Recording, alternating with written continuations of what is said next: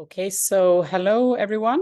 I think we still have one person in the waiting room, but I am not really sure I know how this system works, so I'm not entirely sure what it means, but somebody is kind of a little bit blurred in the name. My name is Susanna Laurin. I'm the representative for IAAP in the EU, and I'm here today at TechShare Pro, which is a big event about, I think, 150 people or so on site here in London. We are in the HSBC, super tall building, nice glasses, you know, all the fancy things in London where all the money is, I guess. And they're taking very good care of us. And also there's supposed to be 2,500 people listening online. So that's quite a crowd. And I hope that a part of those people will find our little lunch and learn session as well. And Jiří was just asking me if this is something we regularly do at TechShare, and I think we can say it's a tradition, because at least this is the second time we do it, if I remember correctly. And last year was very successful. So we are trying to squeeze ourselves into the TechShare Pro program, because so many people are interested in accessibility and come from all over the world, and especially maybe from the English-speaking parts. And meeting together and joining and listening to the program of this this annual event. And because we want to reach out to as many as possible, of course, we think this is a very good opportunity.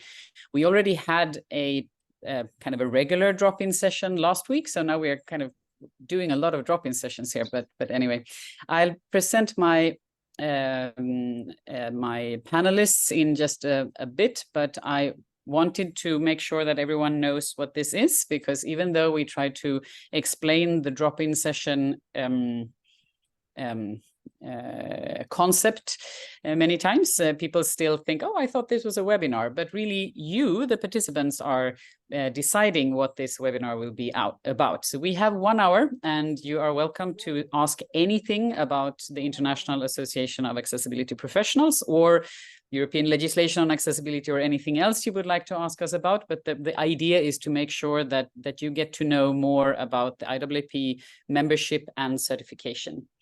And I'm one of the co-founders of the organization, and as I lead the EU initiative, and I also work in the Nordic chapters, I'm usually based in Sweden. Of course, you cannot trust me, because I'm supposed to say that IAAP is fantastic and that everyone should join. So, but the people that you should listen to is, of course, our members. So that's why I have invited 2 panelists today who will support me on answering all your questions. And the first person, I'm always a little bit, I don't know how to pronounce the name, because this is Czech and my Czech is non-existent. But Jiří, could you please let us know how you actually pronounce your name, and also tell a little bit about yourself and what you're doing in your day-to-day work? Absolutely. Thank you, Susanna, for introduction. So yes, my name is Jiří natively, but you can call me just Jiří. It's fine.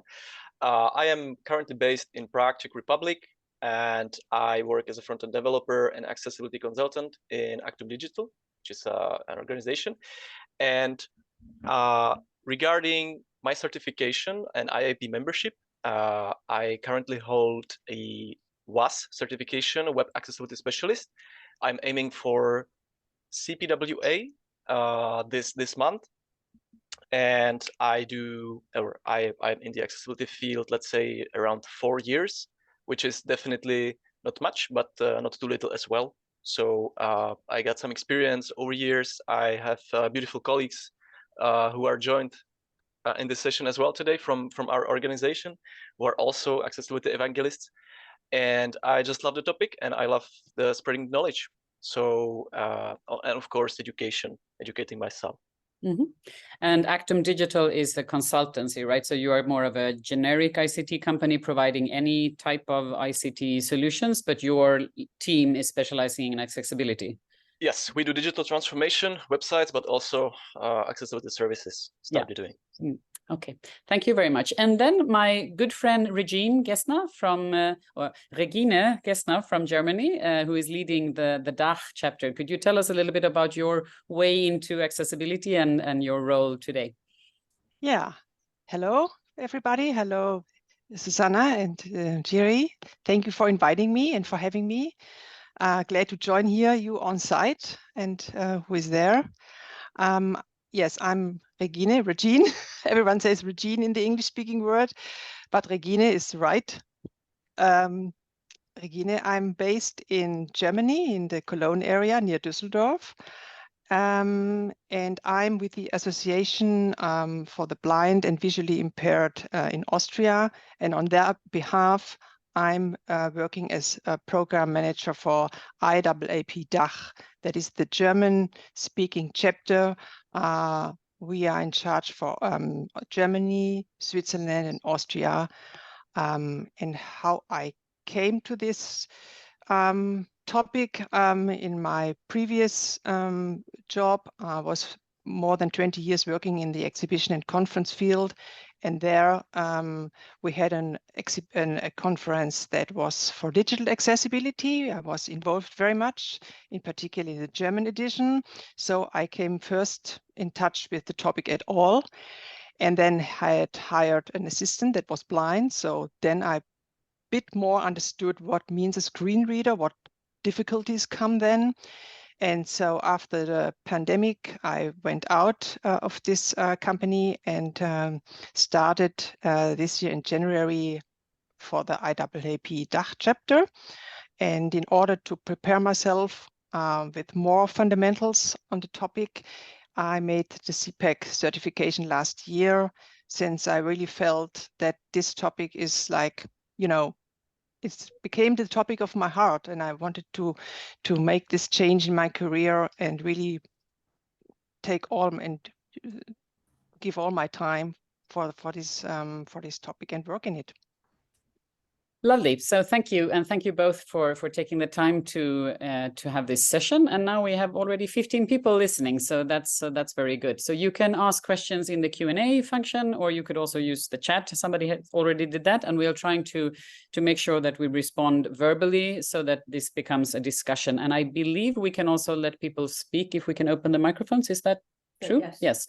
So I have an assistant here, a lovely person called Catherine, who actually knows everything, and it's because of her that I'm here, because I couldn't figure out opening the links even.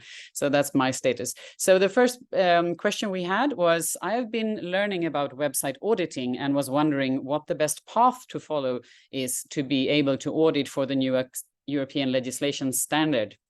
So maybe Jiří, you want to try to respond to that? It's not an easy question, but definitely not. I can add my 5 cents. For auditing, I have very little experience with auditing. I did just a few of them. I know that you can make audit as full conformance audit of WCAG, which would focus really specifically only on conformance. 99% it's not possible to meet. Definitely. And then you can also make audit that could be focused more on like actually users and accessibility and usability, not strictly following, maybe even going beyond WCAG conformance rules, you know, because meeting WCAG doesn't mean that your website will be perfectly accessible and usable and nice to use for users. But back to the question specifically, I'm not so strong with legislation. But I would guess right now that European Accessibility Act would reference WCAG, and if you do WCAG audit, you should be good, but always seek for legal advice in your company from external sources, and maybe even Regine or Susanna or even Ondřej can talk more about this, but this is where my knowledge is at the moment. Okay, so we are talking about European legislation, and in European legislation we can never reference a global standard. So if you are interested in the European Accessibility Act, WCAG is not the place to start. So it's always the EN standards, the European norms, and the European accessibility standards. And when it comes to so I think that this question is kind of twofold. One is how do I start working with audits? Is that how I read it? And then how do I make sure that it kind of applies to the European legislation? So what we have today, the Web Accessibility Directive that covers the public sector, the only only piece of standard that you need to audit against is the Annex A of the EN 301549. So that's the European norm 301549, and that is Annex A. It's referencing WCAG in some points, but it goes beyond WCAG. So WCAG is not enough if you want to comply with European legislation. When it comes to the upcoming European legislation, the Accessibility Act that enters into force in 2025, the EN 301549 is one important kind of the key standard that is being updated right now. So there will be also additional criteria from 2025, but you can already start. And also in this legislation, which is a new thing, it's not the same that it was in the previous legislation, but in the Accessibility Act, there's actually already an annex with quite a few requirements. So it tells you what should be accessible and where it needs to be accessible, but not the technical specifications or the how. So you need to turn to the standards for that. And then we are developing 3 new standards, and we are updating 3 standards, and then we have 2 technical requirements. We have we've got the echo out, so good, thank you. But the key place to start is the EN 301549. And of course, if we're talking about how do we do audits, I really think that depends on, are you auditing one thing or are you trying to scale? If you have thousands of websites, you can't do everything manually, then you have to rely also on automatic testing.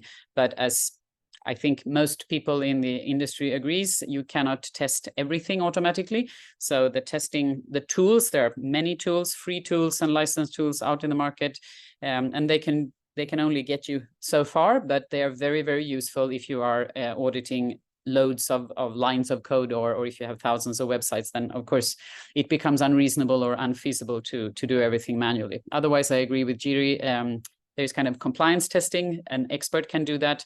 But also you have to test also with users, of course, users with different disabilities and with different accessibility or assistive technology and different tools, so that you get a full picture of this. And then when it comes to, is it useful?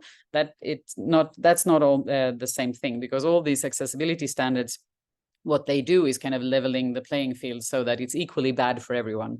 It doesn't say that it's a good experience or that it's actually useful or have a nice user experience. So that is kind of, it's close and it should always overlap, but it doesn't always overlap. So kind of the real user testing is then another step. So long response to a short question, but I hope that helps in some way. And I always encourage people to become members of IAAP, because then you can ask all these questions to your fellow colleagues in the industry, and you can get support and help, and you can learn from others, and that's kind of what the IAAP membership is for. So the next question is, it would be great to hear about IAAP certification options and what you would suggest for those nearer the beginning of the accessibility careers. So maybe Regine, do you want to respond to that? What's kind of the first step according to you? Yeah, according to me, or from my experience, I would always suggest to start with the CPAC certification, because this is the certification that gives you the fundamentals, the basic knowledge about accessibility topics, about what kinds of accessibility are there in the world, what barriers are there, what legislation is there, what is universal design, what is universal learning. All these things you learn them in the body of knowledge for this certification. And I think this understanding, this is really, I would always suggest to start with this. Mm-hmm. Yeah, when we created the certification program, we started with CPAC, and we kind of discussed having a ladder so that everyone needs to start with CPAC and then you can build onto it. But we realized that for some people, the legislation piece, the kind of the social model and so on is not the most important thing, and they want to dig really deep into the tech from the beginning. And I personally still think that the basic CPAC should be taken by everyone always to start with, but we haven't made it a requirement. So you can take it in different in any order you would like, but it is really the fundamental piece. And now turning to Jiří, you started with the technical part, and now I think you're studying for the CPAC. So would you like to give us some live introduction to what is it like to kind of move in that direction, from the tech to the basics? Yeah. So because I'm a front-end developer who makes websites, it was kind of natural for me to go first with web accessibility specialist, because there are more things I use actually in my daily work than from CPAC. CPAC is more of theoretical, WAS is more of a practical, just a bit. There are overlaps, of course, but I've been doing that for 3 years. So for WAS, I already knew a lot of things, and I just needed to learn a bit. And for CPAC, it's kind of the opposite. I knew a few, and I need to learn a lot, because I didn't work with, with legislation too much. I didn't work with universal design. I didn't work with, well, I knew about disabilities, but maybe not so into detail. So for me, it's harder actually to study for CPAC based on my origins, let's say. Mm-hmm. But as Regine said, there is a body of knowledge. So there is a free source that you can study yourself. And we also have approved training providers if you would like to carry out training before you sit for the exam. But everything, it is free. Everything is built on free sources, and it's possible to download and read on your own. So that I think would be the kind of the starting point. And for many people that I know who are coming from another angle, so more policy oriented, or maybe they are project managers, or they're kind of starting their journey on accessibility, the study for CPAC is really opening their eyes, or opening their minds to what accessibility is, and a little bit of disability etiquette. So how you talk to people with disabilities, why you're not petting a guide dog, and so on. I mean, all of these things that we should all know. Maybe not the legal requirements, everyone doesn't have to know that, but I think there's a lot of kind of basic understanding on disabilities kind of on a broad scale that is very, very useful for many people. And the next question is, what are the experience requirements for CPAC exam, and what kind of previous experience is needed to apply? Probably Regine can respond to this as well. I guess this is one of the questions you get in DACH as well.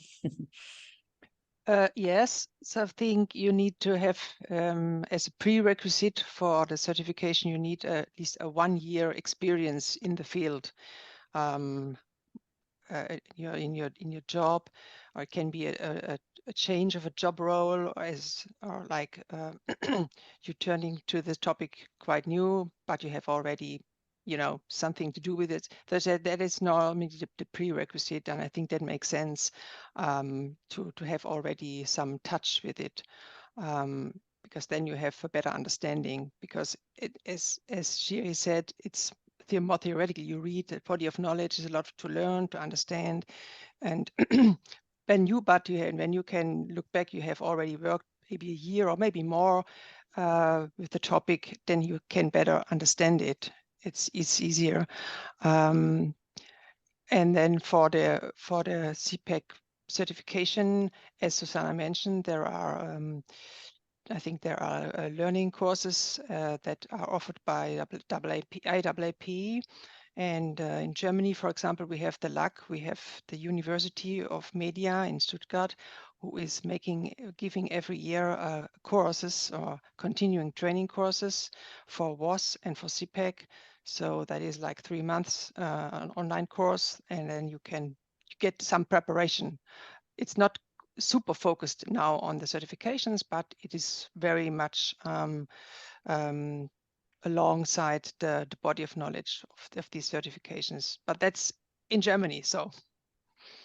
Yes, but it's true. There's always, for IAAP members, we actually have a free course from Princeton that everyone can go without paying, and then they are the license or the training providers that sell their trainings. But there is, of course, also a lot of free resources out there, and also other organizations providing training, and you can combine having a one-on-one. I mean, W3C is also offering free courses and so on. So there's different ways to kind of connect the dots and put together a training program for you to cover the certification. But if you want to make sure that what you're trained in is really mapping to the exam, then you should look for an approved training provider, because then the quality is assured by the certification team at IAAP. So very helpful. Thank you. On the tech side, which would you recommend first? Maybe about to be answered. Okay. may you link to those free sources of training. Yes, we can connect that to you, I think, later on. Or maybe I'm not sure if I can do this while I'm speaking, but but otherwise I'm sure we can, via TechShare Pro, we can probably hopefully send out a thank you email, and we could collect the links to there.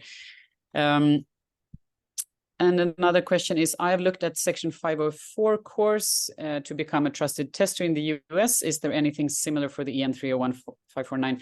Well, not really. There's no kind of governmental program for accessibility training provided by something similar to trusted tester in the EU, unfortunately.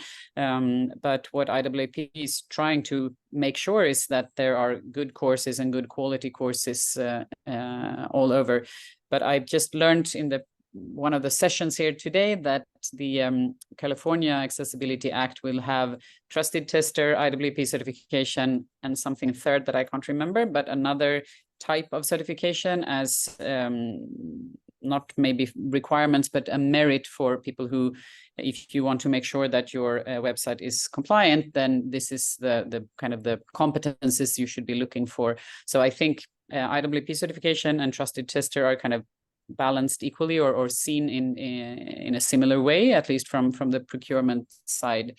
But I'm not a specialist in trusted tester, but the US has been doing these things for a longer time, and legislation has been in place for a longer time, and you have also had an accessibility industry for a longer time. So it's we are kind of catching up now, and more universities are also adding accessibility into their curricula, but still far too few are doing that. So we have a knowledge gap, and I think an enormous demand for accessibility experts in all member states. So many more boots on the ground needed here. Oh, thank you, Regine, for being able to do two things at once. So another question we often get is, how long does it take to study for the exam? And that is very individual, of course, but maybe you could reflect a little on how long it took. Jiří, do you want to say something about your preparation?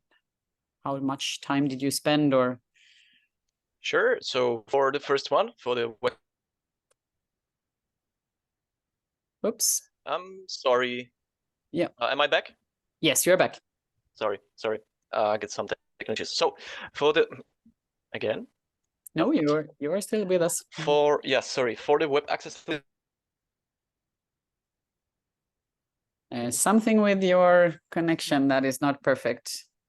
So I think you froze again, unfortunately. So let's ask Regine instead for the preparation. I mean, and you have prepared yourself, but you also have an experience from all the members in the German-speaking part of Europe. So yeah, I think I would say, like, as you say, of course it's individually, depends how, but I would think like 6 months, 4 to 6 months, depends on how much time you have. You know, I know people but they are very long in the topic and very much familiar. They made it in like 4 weeks, and then they made the CPAC.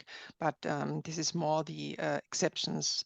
I think normally, if alongside your normal job or what you have to do, then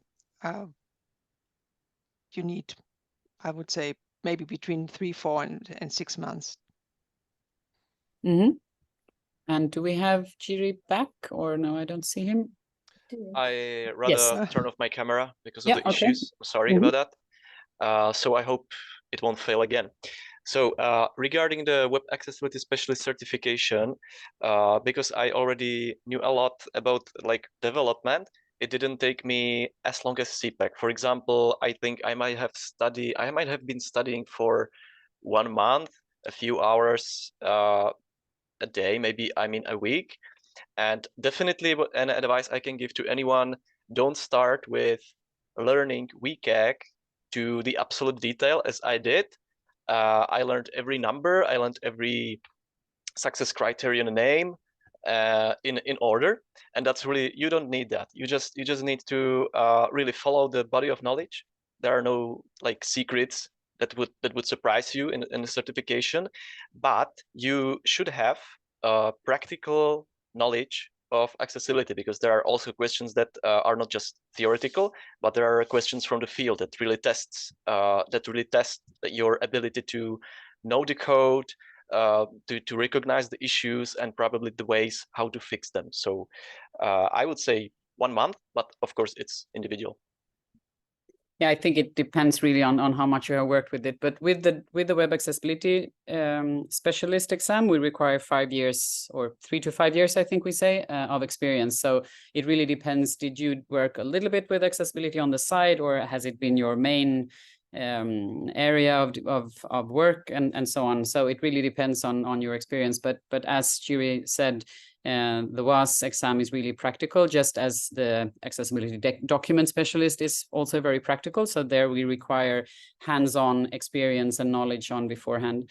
And we sometimes get questions about, why do you say no to people? Why do you don't want people to be certified? Why do you require experience? We just want to, especially some large organizations say, hey, I have 50 UX designers. We just want to pay for them to get certified. Just book us in. And that's not really how professional certification works. And I think people sometimes think that what we are providing is certificates or diplomas or kind of a paper saying I went this course. That is something else. And I'm not saying that is not useful. That's also very good. And many training providers do that, of course. But professional certification, the way we provide it, is done within a global framework. So it's recognized everywhere.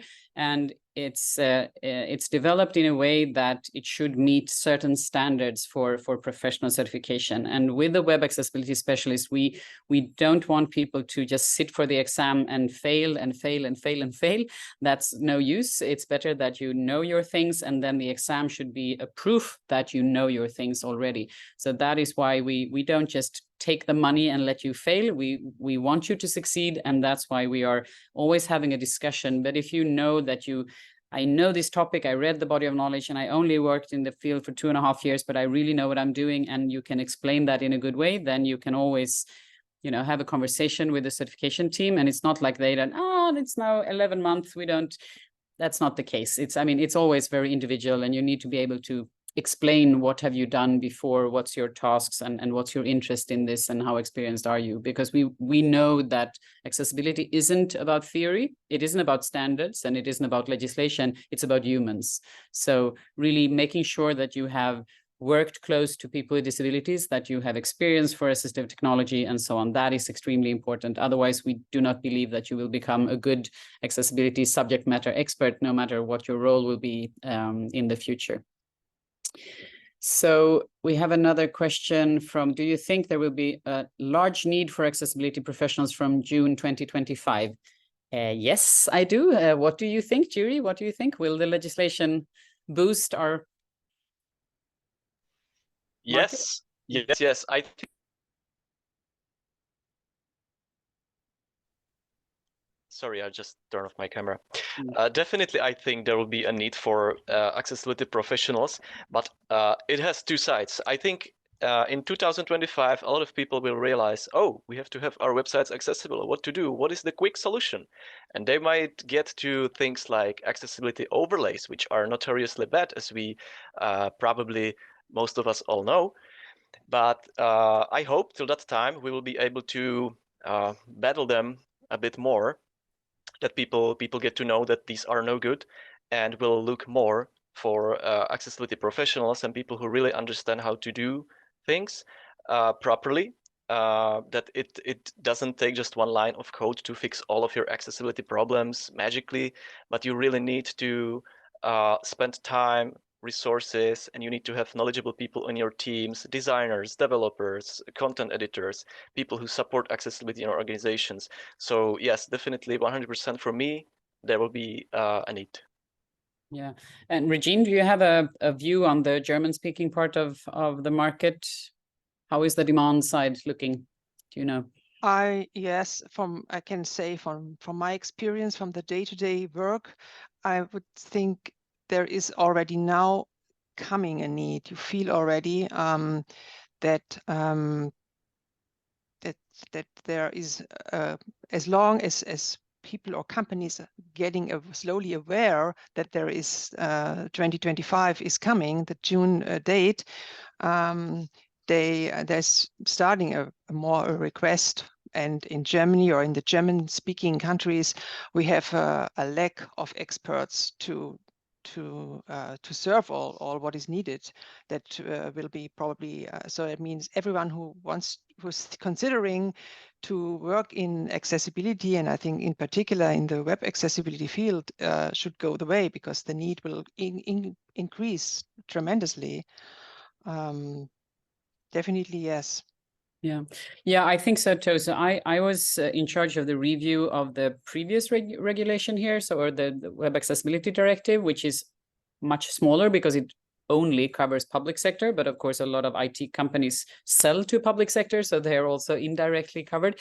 And when we did the review, I interviewed every monitoring body in every country, and not every Bundesland in Germany and Spain and Belgium, but a lot of monitoring agencies, and also many public sector bodies who are in scope of the directive. And everyone said the same thing. I don't think I'm lying if I say 100% of all these interviewed had one component that was the same: we cannot find enough experts. So it's already a huge demand. And with 2025, this is the place to work if you want to have a job. And I already see, we see more companies popping up saying that they are accessibility experts. Maybe not all of them are perfect, but I mean, it's a good sign in the market that more companies are opening. And also, I've just recently heard that people are actually stealing competence from each other. So now accessibility experts can raise their salaries because there's such a big need on the market. And I don't want us to kind of steal people from each other in a negative way, but it says something about the need of expertise. So yes, definitely, I absolutely see that happening. I wanted to talk a little bit about membership as well. Now we have focused a lot on certification, but Regine, according to you, what is the driver? Why do people become members of the DACH chapter of IAAP? What's the member benefit that most people are looking for? I think there are several things. Depends if an individual joins us as a member or an organization joins us. We have different pictures here coming at the moment. But the number one thing is for sure to have access to a community of IAAP members and join the network and join the offers that we in the IAAP DACH chapter and also IAAP Global is offering. And once you are a member, you have access to the online platform of IAAP, and we have also a login for our members in the German-speaking area for our website, and to have access to webinars and to join special member meetings. So the knowledge, knowledge transfer or knowledge, getting knowledge and networking with other experts or people that are on the way to become experts. So we have also people that start that worked maybe in the field of websites development, whatever, and had some experience, but now they join us because they have the possibility to exchange with others, and that is very important for them to network. And we have several opportunities in our offers for to serve this. And this is, I think, these are the two things: to network and connect in the community and get the latest what's going on, to get a feel what is, because in the normal media or normal world, you do not get so much about accessibility and the issues and the legislation.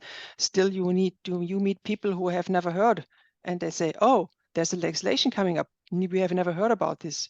We probably have to change our website in the company or so. It's still, yeah. So, okay, many good reasons there. Also, there is of course a discount. So some things are for members only. So that is only for members. You need to be a member to see the webinars or join the events and so on. But also sometimes we have discounts. So for example, if you want to become certified, it could be a good idea to become a member. And then not only do you get a hold of all this material and the sharing of knowledge, but also it becomes cheaper than to get your certification. So Jiří, do you have you've come from an organization that is a member. Do you have another view on membership benefits, and why was that important for you? Definitely. I have a very similar view as you do. I might add a few more things. For example, the first one would be, it might give you a competitive advantage over in the market. Let's say if a client needs someone who will make their websites accessible or their digital products accessible, they are maybe a bit more inclined to organization who is first of all a member of International Association of Accessibility Professionals and also have a certified people in their teams. I'm not saying that's a must, but it definitely has an impact, definitely for people who are looking at these things. And also from the personal view, it's kind of confirmation for you that you have the knowledge, and it gives you a bit more push, because when you are a certified professional, you can just sit, and do nothing and let it be in vain. You have to constantly learn, you have to constantly push yourself. You are attending events, you are maybe giving speeches if you like, but it keeps you in the field more. Yeah, and I think really the membership benefits, I mean, it's kind of being part of a community. Many people who come to us say that, oh, I'm alone in my company. I'm the only one caring about accessibility. I need friends. I need somebody to talk to and get inspired by and so on. And I really think the connections platform that we have, that's a really good and sometimes underused tool. So even if we are specializing in accessibility and we have been in the field for 25 years, I still find it amazing that we could just send out I have this example since before, but it was maybe now half a year ago or so, we stumbled over something a screen reader did that we didn't see before, or an issue that we haven't encountered before. And we just discussed to our test panelists and people we know who are blind or visually impaired. And we thought this would be interesting to hear, what does people think who are speaking other languages or using other screen readers, or just to get a little bit of an overview of what is happening out there. So we sent out, or one of my colleagues sent out, a question in the connections, and immediately we got loads of ideas and thoughts and experiences from all over the world. And I mean, we could never have gotten that much information ourselves, even if we work extremely close to the user community and we have kind of friends and family across Europe. But just to get that global family and the global experience, and just think about how many years of experience that you kind of can pull out of people in one go. That's fantastic. So I usually promote the membership mostly for beginners, because I think it's really a good place to start and a good way to become part of the community. But it's actually really good also for people who have been in the industry for a long time. So I just learned that we need to wrap up a Q2, because we need to be in the room where the session starts at 3 o'clock Central European time, 2 o'clock here in UK. So we just have a couple of more minutes before we have to close. Normally our drop-ins is an hour sharp, but I think we can manage in 45 minutes.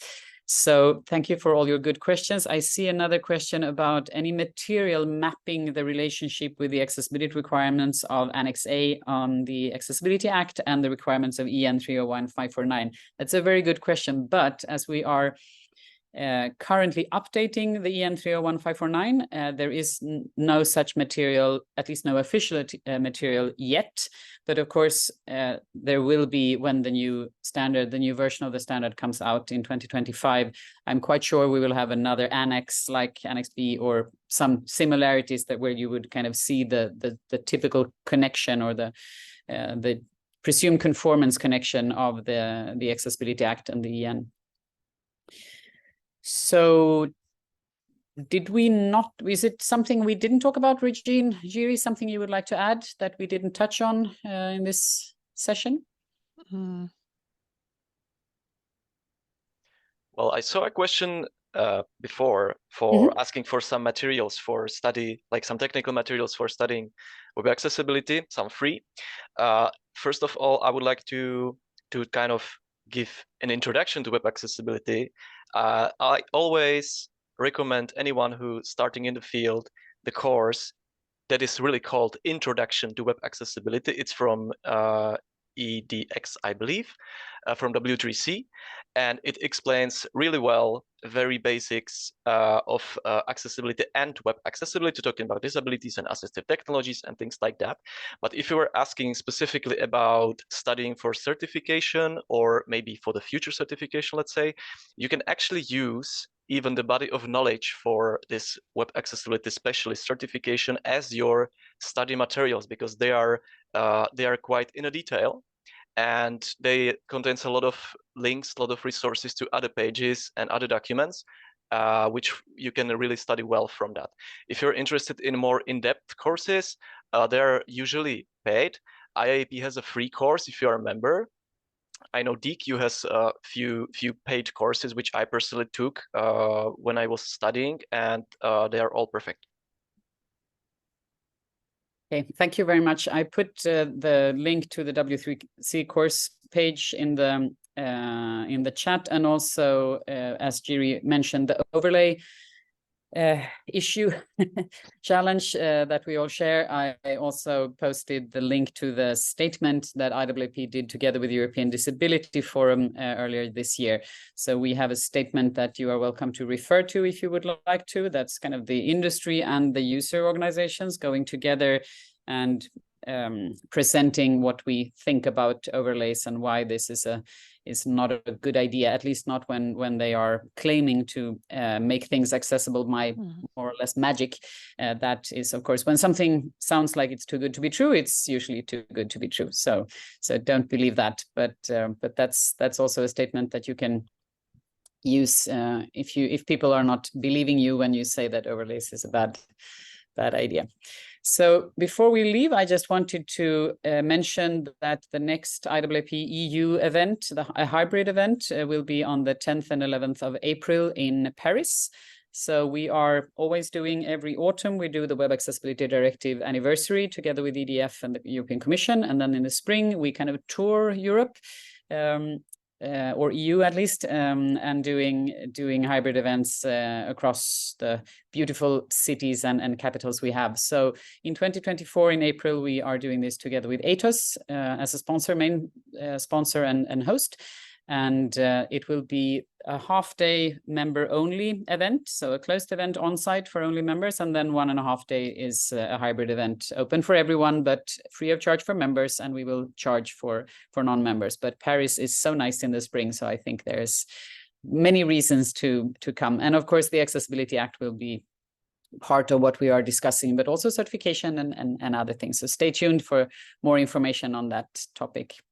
So with that, I would like to thank my fantastic panelists, Regine, who I haven't seen for a long time, but we are sometimes sharing photos of our kitchens. So that's a very, very special friendship we have. And very good to have you here. Thank you. And thank you for your continuous support. And Jiří, the first time for you. But I have been meeting a lot with Andre, your friend and colleague from Actum Digital, and I'm really pleased to say that I'm also going to Prague just in a couple of weeks' time, so maybe we'll meet again then in the Czech Republic. So with that, I will turn back to TechShare Pro, and thank you very much for AbilityNet and TechShare for hosting this drop-in session, and I hope all of you will continue to follow the TechShare event, of course, and also what IAAP is doing moving forward. So have a nice afternoon and continue to make the world more accessible for people with disabilities. See you. Bye-bye.